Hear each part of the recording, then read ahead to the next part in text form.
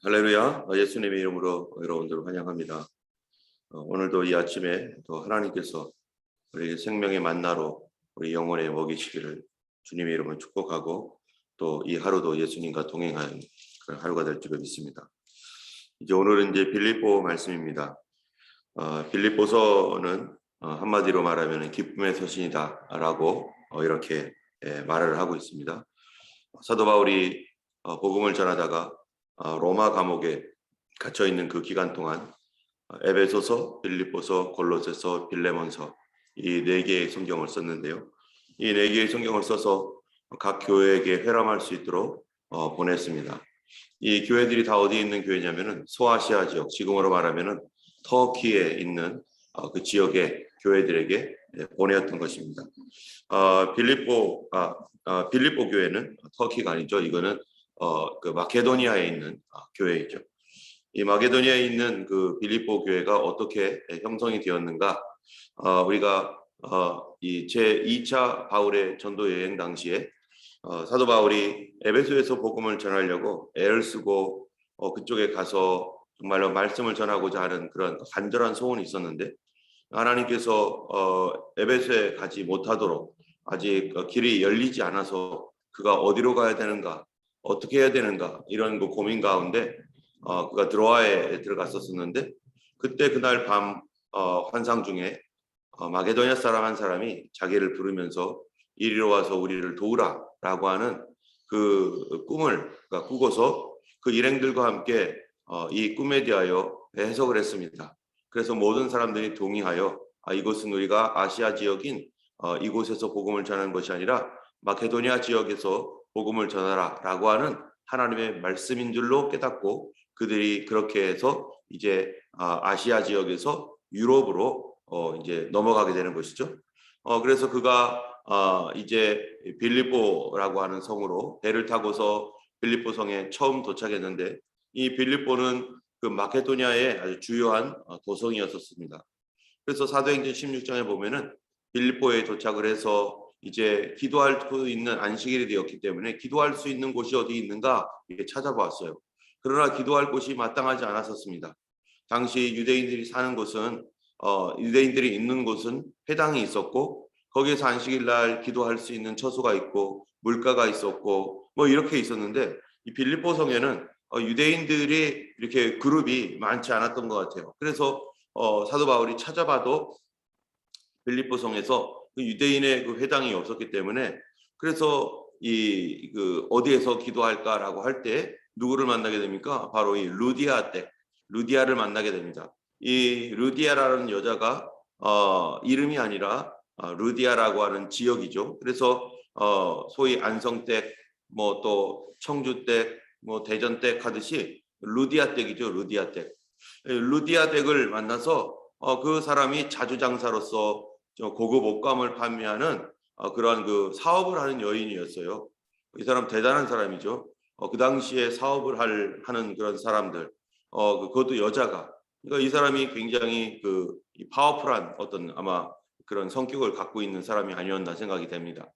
어쨌든 이 루디아를 만나서 복음을 전하고 그와 함께 말씀을 나눌 때 그 마음이 열려서 나를 예수 믿는 사람으로 알거든 이제 우리 집에 유하라 하면서 사도 바울을 초청하고, 그리고 자기 집을 마치 교회와 같이 사용할 수 있도록, 그래서 빌립보 교회가 시작되었는데, 그 빌립보 교회가 가정에서 시작된 것이죠.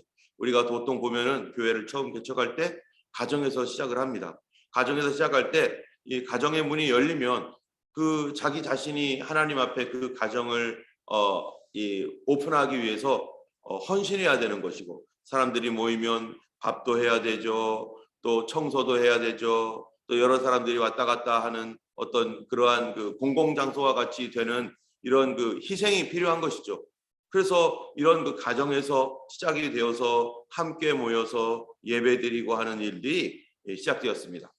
그런 가운데 이제 바울과 실라가 빌립보 지역을 돌아다니면서 말씀을 전하는데, 이 복음을 전하는데 갑자기 어떤 이 귀신 들린 사람이 나타나더니 저 사람은 하나님의 큰 사람이다 하면서 막 소리치고 외치는 거예요.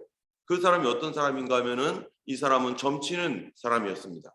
점장이었어요. 근데 이 점장이가 정말로 악한 영에 들려 있어서 이 점을 잘 쳤습니다. 그것으로 자기 주인에게 이제 돈벌이를 하게 하고 하는 그러한 그 점장이었었습니다. 여러분, 이 세상에 있는 점장이가 하는 일이 돈벌이를 위해서 점을 쳐주는 겁니다. 그럼 그 영이 어떻겠어요? 그 영이 돈벌이를 위하여 점을 쳐준다라는 것은 이 사람에게 선하고 좋고 바른 그런 길들을 보여주겠어요? 아니면은 자기 사업이니까 악한 영이 그 탐심과 욕심에 의해서 사람들을 살살살 구워 삼고 또 사람들에게 거짓말하게 하고 그 사람들로 잘못된 길을 가게 하는 그런 점을 쳐주겠어요?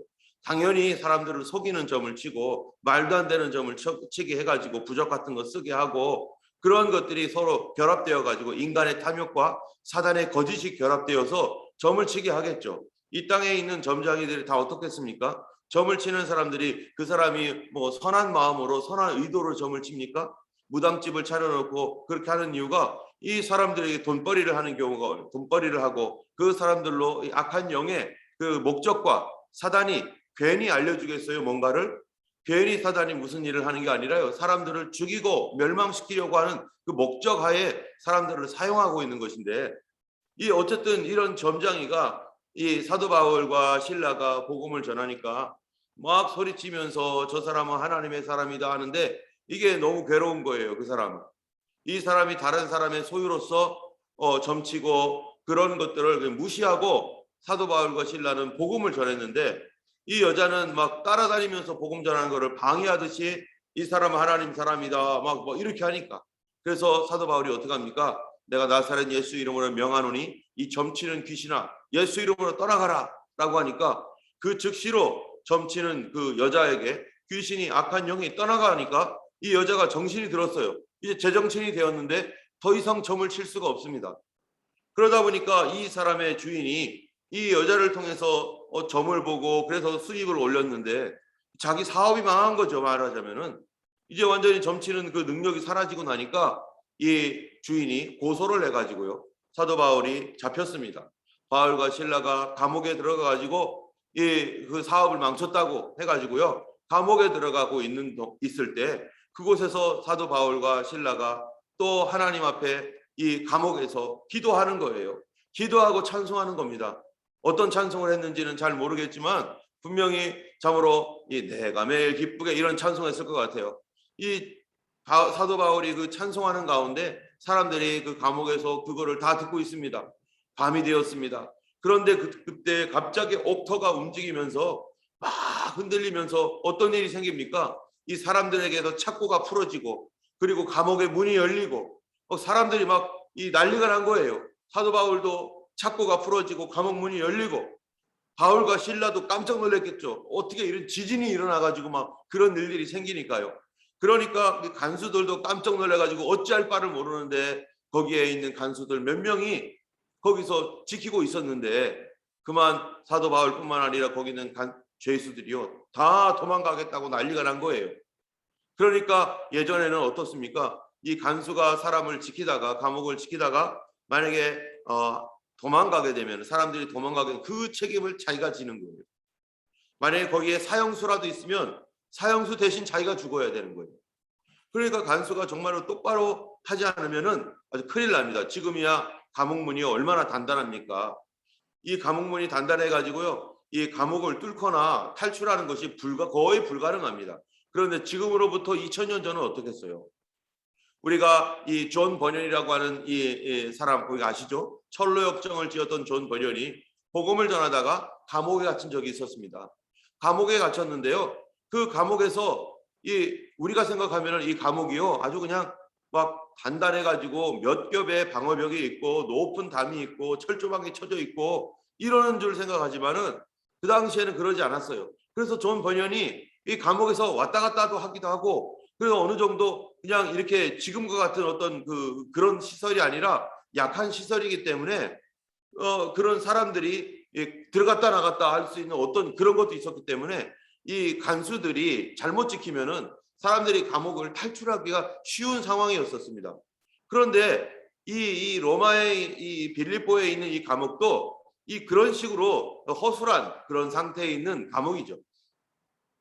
이런 감옥에 지진이 나서 사람들이 착고가 풀리고 감옥 문이 열리니 감옥에 있던 사람들이 도망가고 난리가 나니까 이 감옥을 지키던 이 간수가 어떡합니까? 자결하려고요. 칼을 꺼내 가지고 자결하려고 하는 그 순간에 사도 바울이 죽지 말라고, 우리가 다 여기 있다고, 걱정하지 말라고, 우리 다 여기 있으니까 걱정하지 말라고 하면서, 그러니까 이 감옥을 지키던 간수가 너무 고마워서, 자기 죽어야 되는 건데 자기 죽으면요 자기 가족들 어떡하겠어요? 자기 아들 딸들 어떡하겠어요? 그런데 자기가 여기 있다니까 너무 고마워가지고 사도 바울을 집에 데려다가 그 맞은 상처 자리를 씻기고, 그렇게 해서 그러면은 내가 어떻게 해야 구원을 받겠느냐라고 하는 이 질문에 사도 바울이 뭐라고 합니까? 주 예수를 믿으라. 그리하면 너와 내 집이 구원을 받으리라 라고 하는 이 유명한 말씀을 그 간수에게 전해주고, 그 간수가 그날 밤에 이 사도 바울을 다 맞은 자리를 고칠 뿐만 아니라 복음의 말씀을 듣고 그 간수의 가족이 전체가 다 예수님을 믿게 되었습니다. 그러고 나서 그 다음날 이제는 아무 일도 없다는 듯이 사람들이 감옥에 있는데, 이 위에 있는 사람들의 명령에 의해서 사도 바울과 또 이 신라를 내보내라. 이거는 이렇게 우리가 감옥에 가둘 일이 아니다 라고 하는 명령이 떨어져서 내보내려고 하니까 사도 바울이 뭐라고 해요? 아니, 우리 로마 시민인 우리를 죄를 정확하게 묻지도 않고 그냥 죄가 있는 것처럼 해가지고 감옥에 집어넣었다가 이제 죄가 없는 듯 하니까 그냥 내보낸다고? 말도 안 되는 소리 하지 말아라. 바로 이 당신 상관들이 와가지고 우리에게 잘못을 용서를 구하고 그런 다음에 뭔가를 해야지, 이게 무슨 짓이냐 하니까 이 얘기를 이 자기 상관들에게 이야기하니까 상관들이 깜짝 놀란 거예요.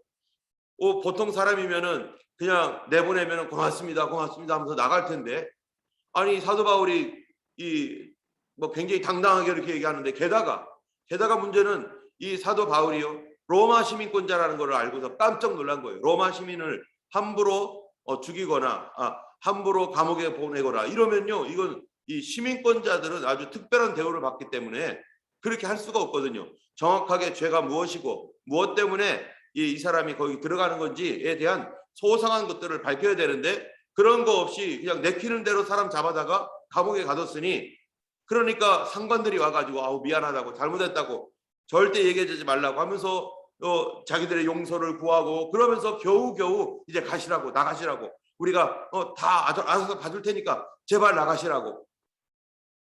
사도 바울이 억울하게 감옥에 갇혔던 그 일까지도 다 하나님이 갚아주시고, 그렇게 하여서 이제 어디로 갑니까? 사도 바울이요 나가서 당연히 루디아의 교회로 가는 거죠. 루디아 댁의 교회. 루디아 댁이 아마 집이 컸던 것 같아요.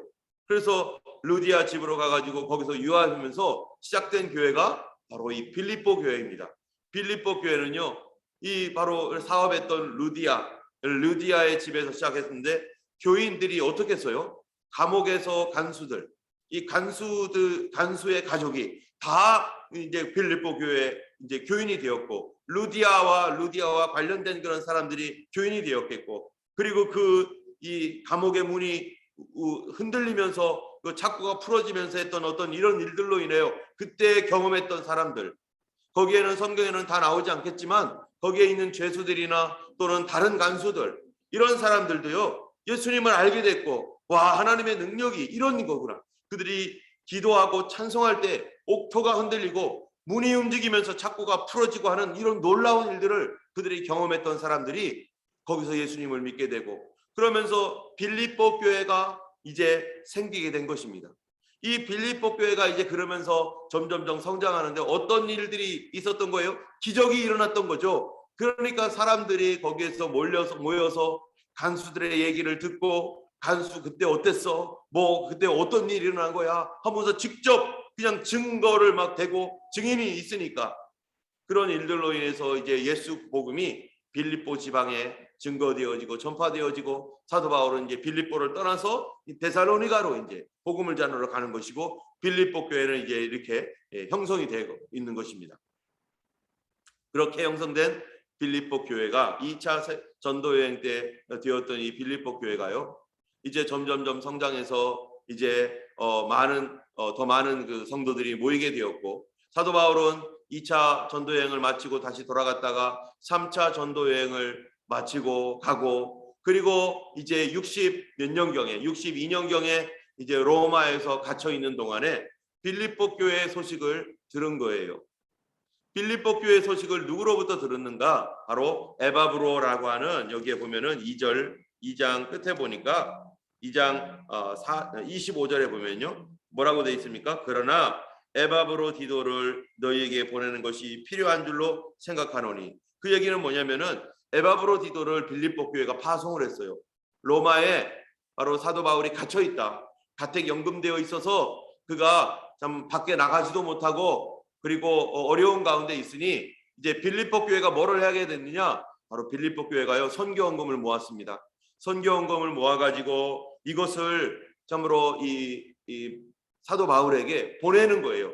다른 여러 교회가 있었지만 다른 여러 교회는 사도 바울이 로마 감옥에 있었을 때 와서 사람을 보내어가지고 헌금을 주거나 또는 어떤 도움을 주지 못하고 있습니다. 그런데 오직 유일하게 빌립보 교회가, 그래서 19절에 보면은 내가 디모데를 속히 너희에게 보내어 주기를 보내기를 주 안에서 바람은, 여기 뭐라고 했어요? 너희 사정을 알므로 안위를 받으려 함이니 이는 뜻을 같이하여 너희 사정을 진실히 생각할 자가 이밖에 없음이라. 그러면서 그 빌립보 교회에게 디모데도 소개시켜 주려고 지금 작정하고 있습니다.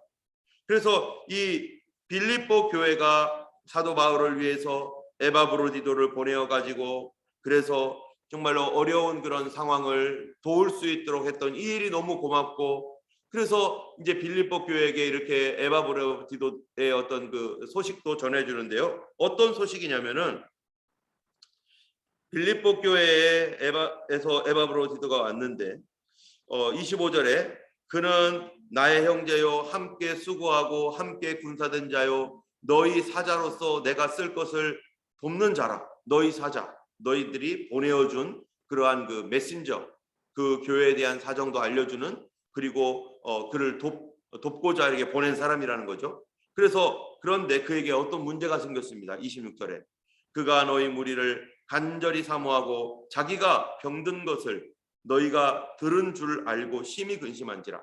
에바브로디도를요 로마로 보내었더니, 거기 로마에 보내어서 사도 바울을 이렇게 돕고 그러라고 보냈는데, 그만 로마에서 에바브로디도가 병에 걸렸어요. 병에 걸렸는데 이 소식이 또 빌립보 교회에게 들린 거예요. 그러니까 이 사람이 빌립보 교회가 자기가 병들었다는 거를, 그 소식을 듣고 근심할 것을 오히려 자기가 근심하는 거예요. 그러니까 교회를 얼마나 사랑하면 교회가 나 때문에 근심할 텐데 어떡하지? 이런 근심을 오히려 하고 있는 거예요. 그래서 그가 그의 소식을 알려주는 거예요. 뭐라고 하냐면 27절에 그가 병들어 죽게 되었으나, 얼마나 어려웠으면 죽을 지경까지 갔습니까? 병들어 죽게 되었으나 하나님이 그를 긍휼히 여기셨고 그뿐 아니라 또 나를 긍휼히 여기사 내 근심 위에 근심을 면하게 하셨느니라.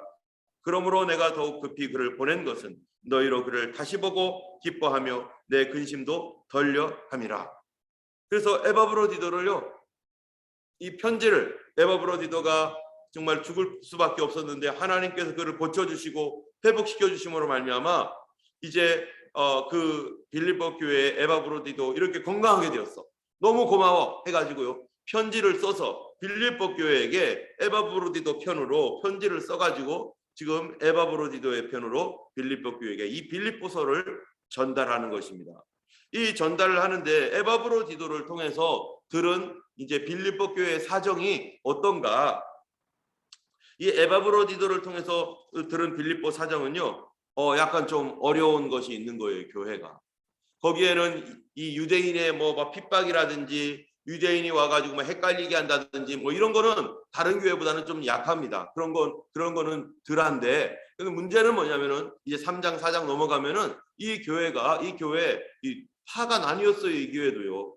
그래가지고 어려운 그런 상황입니다. 그래서 유오디아와라는 사람과 순드에라는 사람을 중심으로 해가지고 교회가 이게 나뉘어가지고 이 교회가 좀 위태위태한 거예요.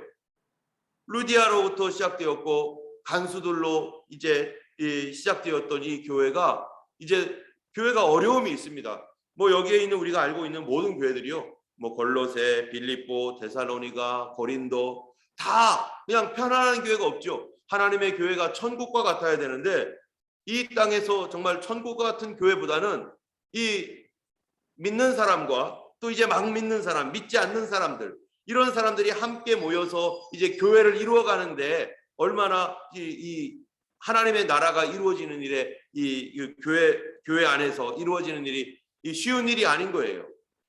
서로 간에 인간적인 면이 있고 교회 안에서 또 어떤 사람은 은혜가 충만하지만 어떤 사람은 아직은 어려가지고 그런 가운데 이런 어떤 공동체를 이루면서 어려움이 있는 그런 상황입니다.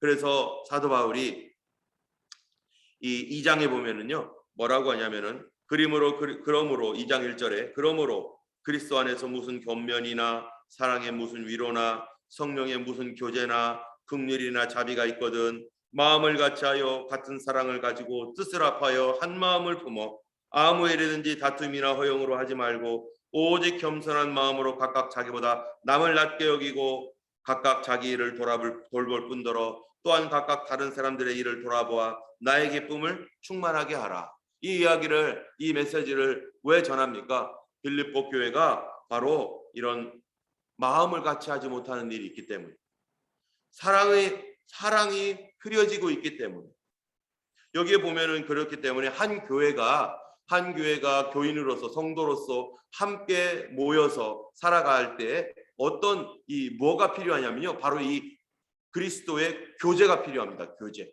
여러분 교제라는 거 예전에 그 철로 역정에서 성도의 교제, 코이노니아에 대해서 우리가 같이 나눈 적이 있죠. 이 교회에 성도들이 들어올 때 코이노니아로서 성도들과 함께 믿음 생활해야 되는데 그때 뭐가 있었어요? 세례를 받기 위한 조건으로 여러 가지 코이노니아가 있었죠. 여러분 코이노니아는 성도들이 함께 교제하는 그 교제권 안으로, 믿음의 공동체 안으로 들어오게 하는 어떠한 그러한 그 교제가 곧 이 코이노니아가 곧 뭐라고 했습니까? 바로 이 천국의 삶을 우리가 누릴 수 있는 그런 조건이라는 것이죠. 그래서 하나님의 나라가 임하시옵소서라고 했던 예수님의 그 기도와 같이 코이노니아가 잘 되는 교회가 어떤 교회예요? 하나님의 통치가 임하는 곳입니다. 세상 밖에서는 하나님을 모르니까 사람들이 하나님을 거절하며 거역하며 살고 있지만 교회는 우리가 어떻게든지 하나님 뜻대로 살아가려고 하는 것이 교회입니다. 근데 이 교회에 하나님의 뜻이 이루어지고 하나님의 통치가 이루어지는 그 모습이 무엇을 통해 나타나느냐? 성도 간의 교제를 통해 나타나는 것이죠. 성도들이 교회에서 어떤 삶을 살고 있는가? 세상에서는 세상 방식대로 살지만 우리가 예수 믿는 사람들은 바로 하나님 뜻대로 살려고 애를 쓰고 그 뜻에 순종하려고 하는데, 그런 교회, 그런 가정, 무엇을 위해서 우리가 무엇이 바로 이 가정과 교회가 천국과 같이 되게 하겠습니까? 하나님의 뜻이 이루어져야 되는데, 하나님의 뜻이 이루어지기 위해서 가정과 교회는요 바로 우리가 애쓰며 또 투쟁하여서 이 가정이, 이 교회가 하나님 뜻대로 움직이는 하나님의 컨트롤, 하나님의 통치가 이루어지는 곳이 되도록 해야 됩니다. 여러분 최초의 가정이 교회였잖아요. 아담과 하와의 가정이에요. 그 교회였습니다. 두 부부가 서로 마음을 같이하여 뜻을 합하고 하나님의 나라를 위해서 참으로 이 에덴 동산에서 헌신하고 주님 뜻대로 살아갈 때 아름답고 풍요로운 가정이 됐는데 그 안에 무슨 일이 생겼어요? 사단이 들어와 가지고 하와가 쓰러지고 나니까 남편도 쓰러지게 되고 나중에는 뭐합니까? 서로 블레임하게 되잖아요. 하나의 가정이었는데 이게 가정교회가 파괴돼 버리니까 서로 블레임하면서 싸우고 그 나중에 이 타락된 이 가정에 무슨 일이 생깁니까? 살인이 생기고 미움이 생기고 이런 일들이 일어났던 것처럼 교회도 우리가 함께 모였는데 하나님을 영화롭게 하고 하나님 뜻대로 살겠다고 모였는데 바로 이 교회 안에 분란이 일어나고 어려움이 일어나는데 누구 때문입니까? 이 사단의 역사입니다. 여러분 가정 안에서 있는 사단의 역사 깨뜨려야 되고 교회 안에 있는 사단의 역사를 깨뜨려야 되는 거죠. 지금 이제 21일 이 다니엘 기도회가 끝난 다음에 이제 우리가 정말로 이제 또 하나님 앞에 계속해서 기도를 밀고 나가야 되는 거죠. 이것만 아니라 우리가 어떤 것들을 가지고 기도했고 그 다음 단계는 이제 하나님의 어떤 돌파와 영적인 역사들이 계속해서 일어날 수 있도록 밀고 나가야 되는데 그거를 위해서 우리가 기도를 멈추지 말아야 될 것입니다. 어쨌든 이 사단의 역사가 깨뜨려지기 위해서 성도들 안에 이 교제가 다시 활성화되어야 돼요. 가정 안에 교제가 일어나야 돼요. 하나님의 교제, 하나님과 함께하는 교제. 그런데 그 교제가 어떻게 되느냐? 여기 보니까 그리스도 안에 무슨 권면이나 이렇게 말하였어요. 이 하나의 성도들의 교제 안에 들어가려면요, 그리스도 안에서 서로 권면을 해야 됩니다. 가정 안에서 질서가 세워져야 되죠. 권면을 윗사람이 아랫사람들에게 하는 것이죠. 그런데 권면이라는 말이 뭐냐면요, 이게 불러온다는 요, 가까이 불러온다. 하나님 말씀 안에 그리스도 안으로 들어올 수 있도록 믿음 있는 사람이 불러와야 돼요. 그래서 자기가 믿음에서 떠났다면은 내가 어디서 믿음에서 떠났나 생각하고 같이 그리스도 안으로 연합해야 되는데, 그리스도 안에서 뭐예요? 권면이나 함께 말씀 중심으로 모여야 되고요. 두 번째로는요, 사랑의 무슨 위로나. 여러분이 위로라는 게 뭡니까? 위로. 사랑의 위로가 필요하다는데 교회 안에 사랑의 위로가 있어야 돼요. 교회에서 위로를 받아야지 상처받으면 되겠습니까? 가정 안에서 위로를 받아야 되는데 자꾸 상처가 일어나죠. 그럼 위로가 도대체 뭐냐? 골로새서 2장 2절을 보면요, 여러분 뒤에 골로새서라고 있는데요, 2장 2절에 뭐라고 되어 있냐면은 이렇게 되어 있습니다. 제가 한번 읽어볼게요. 골로새서 2장 2절. 위로가 뭔가? 이는 그들로 마음의 위안을 받고, 위로죠. 위안을 받고 사랑 안에서 연합하여 확실한 이해의 모든 풍성함과 하나님의 비밀인 그리스도를 깨닫게 하려 함이니. 여기에 위안을 받는다는 것이 있는데, 위로가 뭐냐면 사랑 안에서 연합하는 것, 그리고 모든 확실한 이해의 모든 풍성함, 그리고 하나님의 비밀인 그리스도를 깨닫는 것. 이 사랑의 위로라는 것은 먼저는 마음의 위로가 돼야, 위안이 되어야 되는 것이고, 두 번째로는 사랑 안에서 연합되도록 하는 게 위로예요. 위로한답시고 뭔 말을 했는데 연합이 아니라 더 분열을 가지면요, 그러면 위로가 아니죠. 연합을 해야 되는데 어떻게 하면 연합을 할 수 있어요? 위로는, 위로의 목적이 뭐냐? 연합을 위한 게 위로의 목적이에요. 이 사람과 이 사람이 다시 하나가 되고 저 사람과 저 사람이 다시 하나가 되고, 그래서 위로해 주는 거. 그래서 위로하다가 깨지면 안 되죠. 내가 왜 위로를 해야 되는가? 또 위로받는 사람도 내가 왜 위로를 받아야 되는가? 아, 이 사람이 우리가 하나 되게 하려고 하는 거구나. 하나 되게 하는 거구나. 그런 연합이 있어야 됩니다. 그러려면요, 내가 생각하는 것도 내려놓고 저 사람이 생각하는 것도 좀 내려놓고 서로 입장을 뭐예요? 언더스탠딩. 언더스탠딩이 뭡니까? 밑에 서 보는 거죠. 그 사람 입장에 서 보는 거. 내 입장에 서서 저 사람을 생각하면은 저 사람이 무조건 잘못했는데, 저 사람 입장에서 우리의 이 상황을 보면은 그것도 이해가 되는 게 있잖아요. 그래서 이 이해라고 하는 것, 저 사람을 이해해주고 그 사람 입장에 서는 것. 그래서 연합을 하기 위해서는 여기에 원만한 이해의 모든 풍성함이 있어야 된다는 것입니다. 이 확실한 이해의 모든 풍성함, 이해를 해야 된다는 거예요. 이해를. 저 사람을 이해, 남편의 입장을 좀 이해를 해주셔야 돼요. 아내의 입장을 이해를 해야 된다는 거죠. 자녀들의 입장을 좀 이해를 해줘서, 아, 우리 아내가 이런 것을 보면 정말 힘들겠구나. 내가 그러고 보니까 참 아무것도 안 하고 너무했네. 우리 남편을 보니까 우리 남편이 이런 거 보면 정말 어렵겠구나. 이렇게 그 사람 자리로 내려가서 그 스탠딩 서 보는 거죠.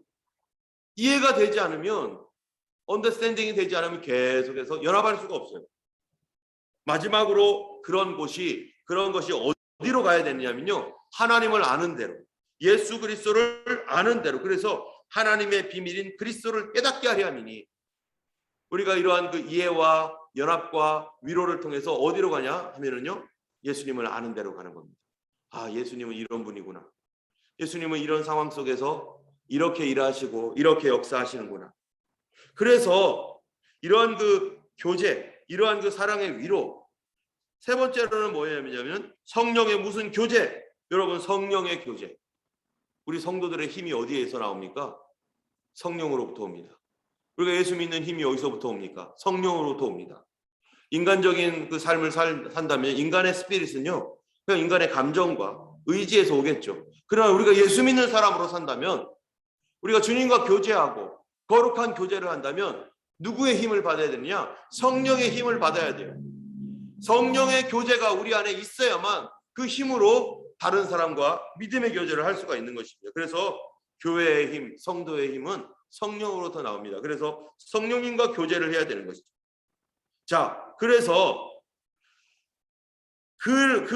그러한 성령의 교제 안에서 마음을 같이하여 같은 사랑을 가지고 뜻을 합하여 한 마음을 품고, 그래서 5절에 보면은 너희 안에 이 마음을 품으라.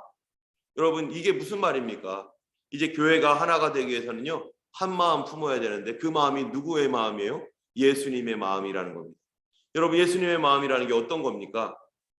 우리가 예수님의 마음을 생각해 볼 때 우리 교회 안에서 어려움이 있고 막 흔들리고 깨지고, 가정 안에서 남편과 아내, 자녀들끼리 막 그냥 부모님과 자녀들 막 이런 관계가 깨질 때 너희 안에 이 마음을 품으라. 그 얘기는 그 다음에 여러 가지 말이 있죠. 곧 그리스도 예수의 마음이니 그는 근본 하나님의 본체시나 하고 쭉 내려갑니다. 그런데 한마디로 말하면 어떻게 하라는 거예요? 너희 안에 이 마음을 품으라. 곧 그리스도 예수의 마음인데 그 마음이 어떻다는 거예요? 이렇게 생각하라는 거예요. 예수님이면 어떻게 할까? 이 상황에서 예수님이라면 어떻게 하실까? 부부간에 문제가 생겼어요. 예수님이라면 어떻게 하실까? 교회 안에 성도들끼리 불편한 마음이 생겼어요. 이럴 때 예수님이라면 어떻게 하실까? 아내와 남편 가운데 문제가 생겼을 때, 자녀들이 문제가 생겼을 때 예수님이라면 어떻게 할까? 그게 기본적으로 우리가 예수님 안에서 품어야 할 마음입니다. 오늘 하루 살아가면서 교회 안에서나 이제는 또는 가정 안에서 우리가 같이 있기 때문에 우리가 늘 생각해 봐야 될 일이 있어요. 오늘 아침부터 예수님이라면 어떻게 할까? 오늘 이 새벽 기도가 끝난 다음에 기도할 텐데요. 예수님이라면 오늘 무슨 기도할까?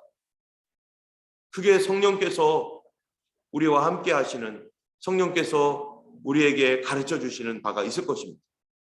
오늘도 우리 하루 살아갈 때 예수님이라면 어떻게 할까? 곰곰이 생각하며 예수님의 마음을 주시옵소서. 예수님의 마음을 품고 살게 하옵소서. 빌립보 교회가 지금 나뉘어질 판에 있는데 바로 너희 안에 예수님 마음 품어라. 예수님이라면 어떻게 할까? 오늘도 그 마음 가지고 주님 뜻대로 살아갈 수 있는 성령으로부터 오는 힘을 받고 살아가는 그런 하루가 되기를 예수님 이름으로 축원합니다. 기도하겠습니다. 걸어가신 하나님 아버지, 주님의 교회, 주님께서 피 흘려 사셨지만 아버지 하나님, 여전히 인간적인 그런 부분으로 인해서 우리의 연약함 때문에 어려움이 있습니다. 또 사단의 역사로 말미암아 아버지 하나님 교회가 흔들리기도 하고, 또 교회 안에 있는 가정들이 아버지 하나님이여 참으로 사랑으로 연합되었지만 또 아버지 하나님 사단의 역사로 인하여서 인간적인 연약함으로 해서 흔들 때 주여 아버지 하나님 우리에게 성령의 위로를 주시옵소서. 아버지 하나님 원만한 이해의 풍성함이 우리에게 있게 하여 주옵소서. 이런 일들을 통하여 예수님을 깨달아 알게 하여 주시옵소서. 주께서 하나님의 은혜로 우리를 보듬어 주시고 참으로 예수님이라면 어떻게 하실지 가르쳐 주셔서 우리에게 순종할 능력, 하나님의 성령 안에서 살아갈 능력을 오늘도 우리에게 부어 주시옵소서. 오늘도 하나님의 성도들 한 사람 한 사람, 한 가정 한 가정 예수님 안에서 회복되어지게 하여 주시고 주님의 거룩한 사랑으로 하나님 채워 주시옵소서. 감사드리며 예수님 이름으로 기도드렸습니다. 아멘. 하늘에 계신 우리 아버지, 이름이 거룩히 여김을 받으시오며 나라의 임하옵시며 뜻이 하늘에서 이룬 것 같이 땅에서도 이루어지이다. 오늘날 우리에게 일용할 양식을 주옵시고 우리가 우리에게 죄 지은 자를 사하여 준 것 같이 우리 죄를 사하여 주옵시고 우리를 시험에 들게 하지 마옵시고 다만 악에서 구하옵소서. 그의 나라와 권세와 영광이 아버지께 영원히 쌓옵나이다. 아멘. 오늘도 주님과 동행하시는 승리하시는 하루 되기를 예수님 이름으로 축원합니다.